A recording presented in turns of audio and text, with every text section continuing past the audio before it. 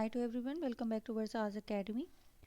तो जैसे कि हमने आपको पूरी थ्योरी पॉक्सो एक्ट की पढ़ा दी है, तो उसका एक डिस्क्रिप्टिव क्वेश्चन हम बताएंगे कि किस तरह से आपको जो है डिस्क्रिप्टिव क्वेश्चन लिखना है। ओके, तो जैसे कि ये एक क्वेश्चन है, लैंगिक अपराधों से बालकों का संरक्षण अधिनियम 2012 पॉक्सो एक्ट 2012 क्या है। ठीक है, तो यहाँ पर एक एक पॉइंट लेंगे। ये एक लॉन्ग क्वेश्चन के अकॉर्डिंग हमने बनाया है, बट क्योंकि आपका क्वेश्चन 4 मार्क्स का रहने वाला है तो आप उसके अकॉर्डिंग इसको एडजस्ट कर लीजिएगा। ओके, तो प्रस्तावना देखते हैं क्या है कि सबसे पहले तो हम इंट्रोडक्शन लिखेंगे। ठीक है, भारत में बच्चों के विरुद्ध बढ़ते लैंगिक अपराधों को ध्यान में रखते हुए वर्ष 2012 में लैंगिक अपराधों से बालकों का संरक्षण अधिनियम बनाया गया। ये अधिनियम 14 नवंबर 2012 से लागू हुआ।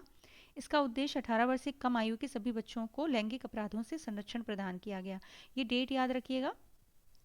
आपको जब थ्योरी पढ़ाई थी तब बताया था कि जो राष्ट्रपति हैं उन्होंने इसकी स्वीकृति 19 जून 2012 को दी, लेकिन ये लागू कब हुआ, प्रवर्तन में कब आया, 14 नवंबर 2012 को। ओके, अधिनियम का उद्देश्य क्या है, तो बच्चों को लैंगिक शोषण, उत्पीड़न एवं अश्लीलता से संरक्षण देना, अपराधों की स्पष्ट परिभाषा एवं दंड का प्रावधान करना, बाल हितैषी चाइल्ड फ्रेंडली न्यायिक प्रक्रिया सुनिश्चित करना, त्वरित न्याय के लिए विशेष न्यायालयों की स्थापना करना। ठीक है, तो ये सारी चीज़ें आपको हमने कल जब आज ही जब थ्योरी पढ़ाई थी उसके अकॉर्डिंग बताई थी। प्रमुख परिभाषाएं, जैसे कि बालक बालक जो है वो कौन सी धारा में आता है ये भी आपको पता होना चाहिए। तो धारा कौन सी है, 2 का क्लॉज डी। ठीक है, तो बालक चाइल्ड 18 वर्ष से कम आयु का प्रत्येक व्यक्ति, व्यक्ति से मतलब यहाँ पर चाहे बालक हो या बालिका हो। ठीक है, लैंगिक हमला, क्योंकि ये जो एक्ट है ये चाइल्ड बच्चा लिंग तटस्थ है, याद रखिएगा। लैंगिक हमला मतलब किसी भी प्रकार का अनुचित शारीरिक स्पर्श और यौन उद्देश्य से किया गया कृत्य लैंगिक हमला की श्रेणी में आएगा। गंभीर लैंगिक हमला, जब अपराध पुलिस अधिकारी, शिक्षक, संरक्षक या किसी विश्वास पात्र व्यक्ति द्वारा किया जाए तो वो गंभीर लैंगिक हमला या गुरुतर लैंगिक हमला कहलाता है। लैंगिक उत्पीड़न यानी कि अश्लील इशारे, शब्द या व्यवहार। बाल अश्लीलता मतलब बच्चे से संबंधित अश्लील सामग्री का निर्माण या प्रसार। ये प्रमुख परिभाषाएं इसमें दी गई हैं। अपराधों का वर्गीकरण एवं दंड, तो अधिनियम में अपराधों का विभिन्न श्रेणियों में विभाजित किया गया है, जैसे कि लैंगिक हमला, गंभीर लैंगिक हमला, लैंगिक उत्पीड़न, अश्लील सामग्री से संबंधित अपराध। ठीक है, प्रत्येक अपराध के लिए कठोर कारावास एवं जुर्माने का प्रावधान किया गया है। गंभीर मामलों में आजीवन कारावास तक की सजा हो सकती है। ठीक है, जैसे कि आपने देखा था कि अगर बच्चा जो है 12 साल से कम उम्र का है तो मृत्यु दंड तक की भी सजा यहाँ पर निर्धारित की गई है। ओके, अनिवार्य सूचना, तो अधिनियम के अनुसार यदि किसी व्यक्ति को ऐसे अपराध की जानकारी हो तो वे पुलिस को सूचित करने के लिए बाध्य है। अगर नहीं आप सूचना देते हैं तो उसके लिए भी सजा का प्रावधान है। ठीक है, तो सूचना ना देने पर दंड का प्रावधान है। ये प्रावधान बच्चों की सुरक्षा सुनिश्चित करने के लिए अत्यंत महत्वपूर्ण है। अब बात करते हैं बाल हितैषी प्रक्रिया की। तो बच्चे का बयान उसके घर या सुरक्षित स्थान पर लिया जाएगा जहाँ पर बच्चा मतलब उसको समझ में आ रहा कि ये जगह मेरे लिए सुरक्षित है, बस वहीं पर जो है बयान लिया जाएगा। पुलिस व न्यायालय में बच्चे की पहचान गोपनीय रखी जाएगी। मेडिकल परीक्षण में अभिभावक की उपस्थिति सुनिश्चित की जाएगी। बच्चे से बार बार पूछताछ नहीं की जाएगी। और बच्चे का बयान कौन लेगा, महिला पुलिसकर्मी लेगी, जो कि उपनिरीक्षक पद से नीचे की ना हो। देन महिला पुलिसकर्मी जो है वर्दी में भी नहीं होगी। ठीक है, तो ये कुछ नियम वगैरह जो है वो आपको हमने जब थ्योरी क्लास कराई थी तब आपको बताया था। देन त्वरित सुनवाई हेतु विशेष न्यायालयों का गठन कराया जाएगा। विशेष न्यायालय कौन से होंगे कि ये अधिनियम के अंतर्गत त्वरित न्याय के लिए विशेष न्यायालयों की स्थापना की जाती है ताकि मामलों का शीघ्र निपटारा हो, बच्चे की मानसिक आघात कम से कम हो। ठीक है, तो जैसे कि आपको बताया था कि 30 दिन के भीतर जो है जितने भी साक्ष्य हैं उनको इकट्ठा करना होगा और पूरी जो न्यायिक प्रक्रिया है वो 1 साल के भीतर खत्म हो जानी चाहिए। ठीक है, मैक्सिमम एज कितनी है, 1 साल। छात्रावास अधीक्षक की इसमें क्या भूमिका रहती है ये भी आपको पता होना चाहिए, क्योंकि आप जो है हॉस्टल वार्डन का एग्जाम देने वाले हैं। तो किसी भी संदिग्ध घटना की तुरंत सूचना पुलिस व संबंधित प्राधिकारी को देना होगा। बच्चे की सुरक्षा एवं गोपनीयता बनाए रखेंगे। अभिभावक एवं बाल कल्याण समिति को सूचित करेंगे। मानसिक एवं भावनात्मक सहयोग प्रदान करेंगे। ठीक है, तो एज ए हॉस्टल वार्डन ये आपकी इम्पॉर्टेंट भूमिका, मुख्य भूमिका होती है। अब हम बात करते हैं निष्कर्ष की। तो देखिए, पॉक्सो अधिनियम 2012 बच्चों के अधिकारों एवं सम्मान की रक्षा हेतु एक सशक्त कानून है। यह न केवल अपराधों को दंडित करता है बल्कि बाल हितैषी न्यायिक प्रक्रिया सुनिश्चित कर बच्चों के समग्र संरक्षण का मार्ग प्रशस्त करता है। छात्रावास अधीक्षक के रूप में इसकी जानकारी होना अत्यंत आवश्यक है ताकि किसी भी स्थिति में विधि अनुसार उचित कार्यवाही की जा सके। ठीक है, तो ये एक इस तरह का निष्कर्ष है कि पॉक्सो एक्ट से रिलेटेड अगर कोई भी क्वेश्चन आ जाता है तो आप इनसे इस तरह से अपना जो आंसर है वो बना सकते हैं और अगर चाहें तो यही निष्कर्ष लिख सकते हैं। ठीक है, तो कॉपी पेन लेकर बैठिए, इसको नोट करिए, पीडीएफ आपको नहीं दी जाएगी। ओके, नेक्स्ट हम बात करते हैं धाराएं। तो यहाँ पर हमने धाराओं का भी एक जितनी भी उसकी 46 धाराएं हैं वो भी हमने यहाँ पर इंक्लूड की हैं। याद रखिएगा 9 अध्याय हैं इस एक्ट में और 46 धाराएं हैं। तो पहले में क्या है, प्रारंभिक में इसमें संक्षिप्त नाम है, विस्तार, प्रारंभ। ठीक है, 2 में परिभाषाएं हैं, बालकों के विरुद्ध अपराध है यहाँ पर अध्याय 2 में, जिसमें कि प्रवेशन लैंगिक हमला, प्रवेशन लैंगिक हमले के लिए दंड, गुरुतर प्रवेशन लैंगिक हमला उसके लिए दंड, लैंगिक हमला उसके लिए दंड, गुरुतर लैंगिक हमला उसके लिए दंड, लैंगिक उत्पीड़न उसके लिए दंड। तो ये 3 से धारा 12 तक बालकों के विरुद्ध लैंगिक अपराधों के बारे में है और उसकी सजा के बारे में है। ये तो अध्याय 2 हो गया। ठीक है, देन हम बात करते हैं अध्याय 3 की। तो इसमें देखिए अश्लील प्रयोजनों के लिए बालकों का उपयोग के लिए दंड है, जैसे कि धारा 13 अश्लील प्रयोजनों के लिए बालकों का उपयोग, 14 में बालकों के उपयोग के लिए दंड, 15 में बालकों को सम्मिलित करने वाली अश्लील सामग्री के भंडारण के लिए दंड।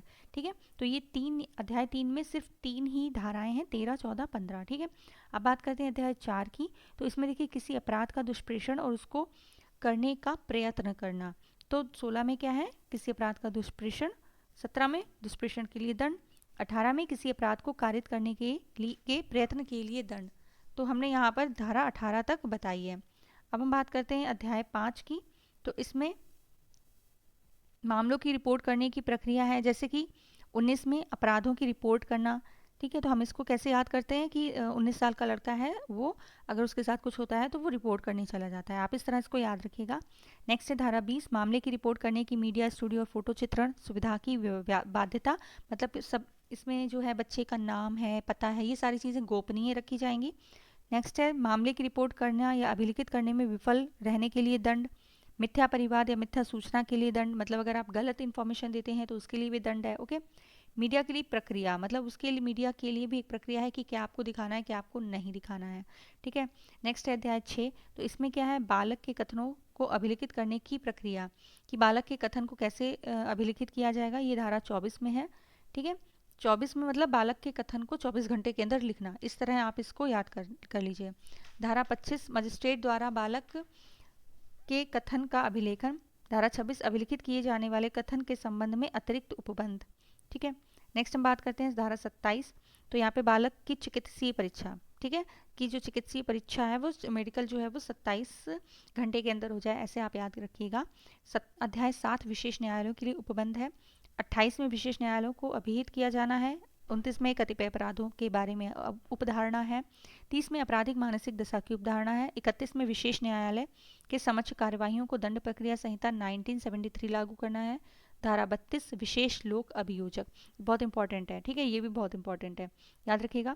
नेक्स्ट है अध्याय 8, इसमें विशेष न्यायालयों की प्रक्रिया और शक्तियाँ तथा साक्ष्य का अभिलेखन। विशेष न्यायालयों की प्रक्रिया और शक्तियाँ, बालकों द्वारा अपराध किए जाने और विशेष न्यायालय द्वारा आयु की अवधारणा करने के मामले में प्रक्रिया धारा 34 में है। बालक के साक्ष्य को अभिलिखित मामले का निपटारा करने के लिए अवधि, ये धारा 35 में है। ओके, तो हमने बताया था ना 35 को कैसे याद करना है, कि 30 दिन के भीतर जो है 3035 करके याद करिएगा कि 30 दिन के भीतर ही जो सारे साक्ष्य हैं उनको लिखना होगा और ढूंढना होगा। ठीक है, धारा 36 यहाँ पे साक्ष्य देते समय बालक को अभियुक्त को ना दिखाना। 37 जो है 37 है, विचारण को बंद कमरे में संचालन। 38 में बालक का साक्ष्य अभिलिखित करते समय किसी दुभाषिया या विशेषज्ञ की सलाह लेना, सहायता लेना, सॉरी। अध्याय 9 प्रकीर्ण है, इसमें देखिए धारा 39, विशेषज्ञ आदि की सहायता लेने के लिए बालक के लिए मार्ग निर्देशक। 40 में विधिक काउंसलिंग की सहायता लेने के लिए बालक का अधिकार। 41 में कतिपय मामलों में धारा 3 से धारा 13 तक के उपबंधों को लागू करना। 42 में अनुकाल्पिक दंड है। 42A में अधिनियम का किसी अन्य विधि के अल्पीकरण में ना होना, मतलब अगर कोई भी कानून है उसका अल्पीकरण कर देना, उसको कम कर देना, तो ये सारी चीज़ें इसमें नहीं होनी चाहिए। 43 में अधिनियम के बारे में लोक जागरूकता होना चाहिए। 44 में अधिनियम की क्रियान्वयन की मॉनिटरिंग। 45 में नियम बनाने की शक्ति। 46 में कठिनाइयों को दूर करने की शक्ति। ये टोटल 46 धाराएं यहाँ पर आपको बताई हैं। ठीक है, अब ये लैंगिक अपराधों का संरक्षण नियम 2020, ये जो कुछ रूल्स आए हैं, कुछ चेंजेस हुए हैं, उनके बारे में है कि इसमें देखिए 45 धारा 45 द्वारा प्रदत्त शक्तियों का प्रयोग करते हुए निम्नलिखित कुल 13 नियम यहाँ पर बनाते हैं। संक्षिप्त नाम, इस नियम में लैंगिक अपराधों से बालकों का संरक्षण नियम 2020 है। परिभाषाएं, इसमें कुल 6 परिभाषाएं दी गई हैं। अधिनियम एक्ट, जिला बाल संरक्षण एकक, विशेषज्ञ विशेष शिक्षक, बालक के संप्रेषण से तरीके से परिचित व्यक्ति, सहायक व्यक्ति।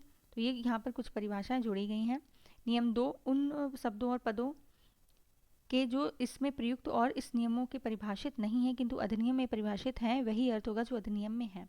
ठीक है, मतलब अधिनियम जो है उससे रिलेटेड कुछ नियम 2020 में बनाए गए हैं, वो यहाँ पर दिए गए हैं। ठीक है, 2 आपने देख लिया। 3 है जानकारी का सृजन और क्षमता निर्माण। नियम 4 है बालक की देखभाल और संरक्षण के बारे में प्रक्रिया। नियम 5 है दुभाषी अनुवादक, विशेषज्ञ शिक्षक, विशेषज्ञ एवं सहायक व्यक्ति।